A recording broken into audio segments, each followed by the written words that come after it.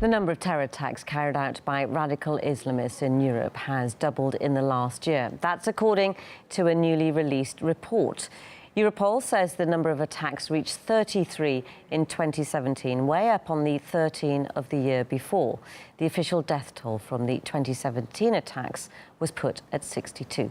Meanwhile, the latest opinion polls reveal EU citizens believe the main threats the continent face are immigration and terrorism, with nearly a third of those quizzed saying terror is now the most urgent issue.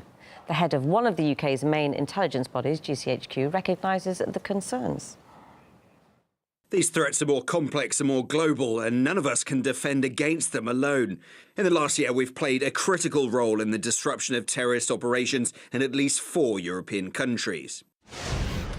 OK, let's bring in David Lowe, terrorism expert and university lecturer at Liverpool John Moores University in the UK. Thanks for coming onto the programme, David. So the report shows the number of terror attacks has doubled in Europe in just a year. Is it an anomaly, or are we genuinely seeing a rise, or do you think the rate will continue to rise as rapidly as it's suggesting? Oh, my dearest hope is the number of incidents will drop dramatically. I think it was an unprecedented year last year throughout the whole of Europe. We saw quite a number of low-level attacks, with the use of vehicles, sharply bladed instruments like knives, which is relatively easy to carry out. But there were some ones where, certainly Barcelona, where they tried to use improvised explosive devices, as well as Parsons Green in London again. But fortunately, their knowledge of explosives wasn't sufficient for those bombs to detonate. So we were very lucky there. But I think lessons have also been learnt every time there's an incident. They will sort of debrief what went well and what didn't go well and learn. But what's crucial, and you listen to Interpol, there's also Europol within the EU, is cooperation between the policing agencies around the world. That is absolutely crucial. Yeah, I mean, you mentioned these low-level attacks. Nevertheless, it appears, doesn't it, that that it's getting worse. Certainly, in terms of the international community and the European community, we've heard lots and had lots of debates about how safe they feel. One example: a recent incident in France when a man armed with a knife tried to push a passer-by from a bridge. Again, stirring much debate whether that was a terror attack or not. Isn't there a problem with defining what a terror attack is, and where can the line be drawn? Yeah, I think you're quite right there. It's trying to identify, and maybe an issue that's cropped up is there seems to be a delay between the police and officials declaring it was a terrorist attack, because you have to be quite clear on this. I mean, what was interesting was in Toronto a couple of months ago, we saw an individual drive a vehicle onto a road, and his cause was involuntary celibate. Now, is that a terrorist incident, or is that someone who, for reasons known to themselves, they want to carry out this type of attack?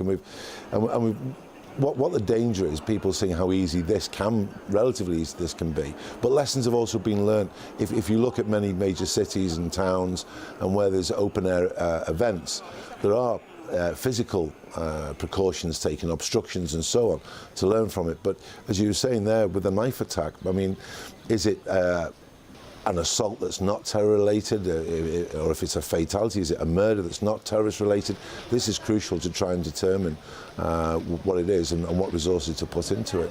Yeah, I mean, David, there's also, obviously, with the surge of these attacks last year, and you said it was unprecedented, lots of finger-pointing as well going on. And a Belgian prosecutor, for example, said that the main threat comes from those who've already crossed the border and now live in Europe.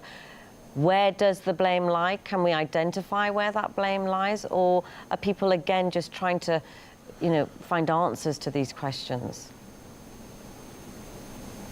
Well, we always want to find answers, and answers are crucial, because that will help us in the future to make plans and strategies, and to see if legislation needs to change, etc. quite clearly, I mean, what we also saw was it coincided with the fall of the loss of geographical territory for the likes of Islamic State, and of course returning fighters, wanting to get back to Europe, who left those shores to go and fight out there. So that's one cause of concern.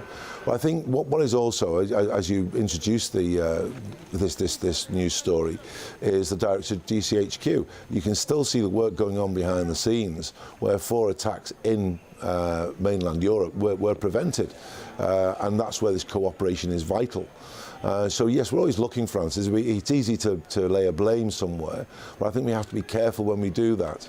There are genuine refugees, certainly coming from the Middle East and the Syria region, and it's very easy to point a finger, but I think that shows, though, there has to be care. And I understand people's concerns, going out and about, because certainly when you look at some of these attacks, they're going out to enjoy themselves, and quite rightly, you go to enjoy yourself, you sort of drop your guard a bit, and that's what you should do.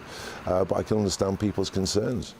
Yeah, OK. David Lowe, thanks very much for your expertise. Terrorism expert and university lecturer at Liverpool John Moores University. Great to have you on the programme.